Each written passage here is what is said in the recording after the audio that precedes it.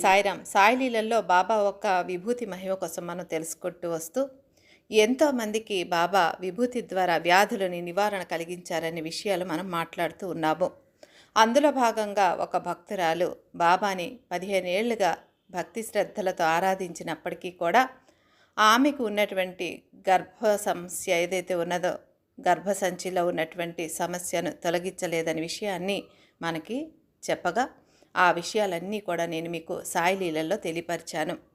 చివరికి ఏదైతే భయపడి బాబా వద్ద ప్రార్థించుకున్నదో, తనకి ఎట్టి పరిస్థితిలో కూడా శస్త్రచికిత్స జరగకూడదు అన్నటువంటి ఏకైక కారణంతో బాబాని నమ్ముకున్నది. ఎన్నో మందులను వాడింది.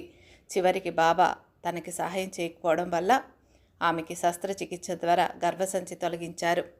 ఎంతో వేదన చెందింది, బాధపడింది బాబా ఎందుకు తనకి రక్షించలేదని. ఆ విషయం చెప్పిన తర్వాత నాలో ఎన్నో ప్రశ్నలు మొదలయ్యాయి. బాబా ఎంతోమంది భక్తులకు విభూతి ద్వారా వ్యాధుల నివారణ కలిగిస్తున్నారని చెప్పినటువంటి విషయాలన్నీ సత్యమా?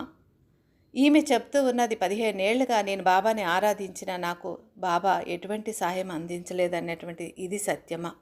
ఏది సత్యం? బాబా ఎందుకు ఇలా ఒక్కొక్కరికి ఒక్కొక్కలాగా దయని చూపిస్తున్నాడని విషయం పైన నాకు ఎన్నో ప్రశ్నలు మొదలయ్యాయి. ఎందుకైనా మంచిది ఆమెని ఒక్కసారి మళ్ళీ నేను ఫోన్ చేసి మాట్లాడాలని అనిపించింది. ఎందుకంటే బాబా ఎప్పుడైతే తనకి సహాయ సహకారాలు అందించలేదో తర్వాత బాబాని ఆమె ఆరాధిస్తుందా లేక విడిచిపెట్టిందా అనేది నాకు ఆలోచన కలిగింది.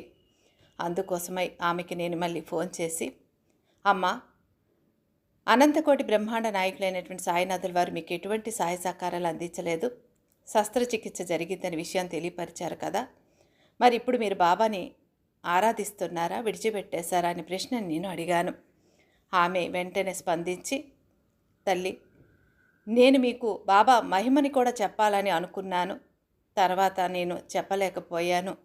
ఈ విధంగా బాబా మీ ద్వారా మళ్ళీ నాకు అతనొక మహిమని కూడా చెప్పమని ఆజ్ఞాపించినట్టున్నారు. నేను ఎంతో అదృష్టవంతురాల్ని. నిజంగానే బాబా నాకు ఎటువంటి సహాయం అందించలేదని బాధపడుతూ వేదన చెందుతూ మీకు నేను చెప్పాను. తర్వాత అద్భుతమైనటువంటి చమత్కారాన్ని కూడా మీకు నేను చెప్పాలి. నాకు శస్త్రచికిత్స జరిగిన తర్వాత బాబాని నేను దర్శించుకున్నాను. నేరుగా నా ఎదురుగా బాబాని చూశాను. నేను ఏ నొప్పి కోసమైతే బాధపడుతూ శస్త్రచికిత్స వద్దు అని బాబా పాదాల మీద పడి ఆరాధించానో, నాకు అటువంటి శస్త్రచికిత్స జరగడం వల్ల నేను వేదన చెందిపోయాను. కానీ నిజానికి బాబా నాకు కంటికి రెప్పలాగా కాపాడుకున్నాడు.